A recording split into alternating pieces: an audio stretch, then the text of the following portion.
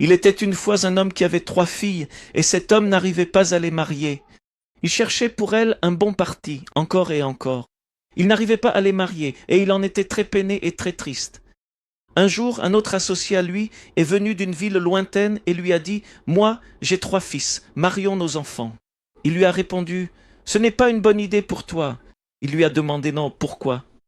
« Tes filles sont belles, bonnes, tu es riche, une bonne famille, moi je suis intelligent, riche, mes enfants sont bons, marions les 3 filles avec mes 3 fils. » Il lui a répondu « Ce n'est pas bien. » Il lui a demandé « Pourquoi ?» Il lui a dit « Chacune de mes filles a un défaut différent.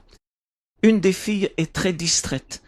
Toute sa maison est sans dessus-dessous. Il n'y a aucun ordre dans sa vie et je veux rester un bon partenaire avec toi. Alors pourquoi devrais-je donner à ton fils une fille désordonnée?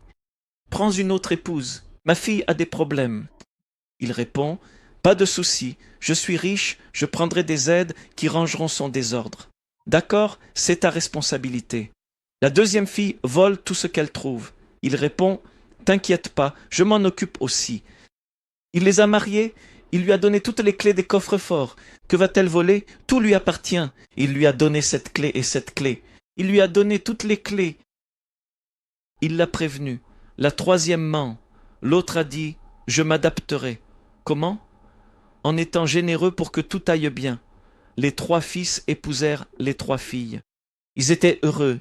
Quelques années plus tard, le père est venu rendre visite à ses filles. Chez sa première fille, la désordonnée, il demanda « Comment vas-tu » Elle répondit « Dieu merci, je suis heureuse, les domestiques s'occupent de tout. Ma vie est belle. » Il a demandé à la voleuse « Comment te sens-tu » Elle a répondu « Tout va bien.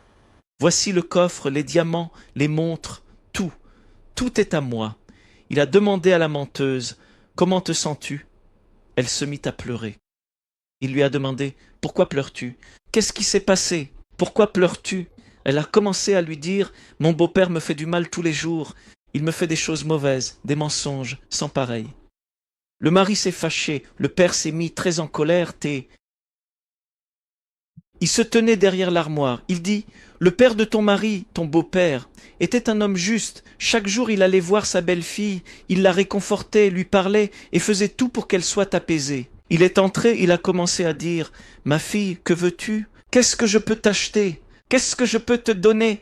Il pensait qu'il ne parlait pas bien à sa fille. Il est venu avec un couteau et a poignardé son ami, son associé. Le fils est monté, il a vu que son beau-père avait tué son père, alors il a tué son beau-père. Le Ben Ishai dit, dans la vie, on peut s'arranger avec tout. Avec une personne dispersée, avec une personne qui vole, on peut s'arranger. Mais avec une personne qui ment, tu ne peux pas t'arranger. Quoi que tu fasses avec une personne menteuse, tu ne peux pas t'arranger avec elle. L'un des traits les plus difficiles dans la vie, quand on doit faire face à la vie, c'est d'avoir affaire à quelqu'un qui ment.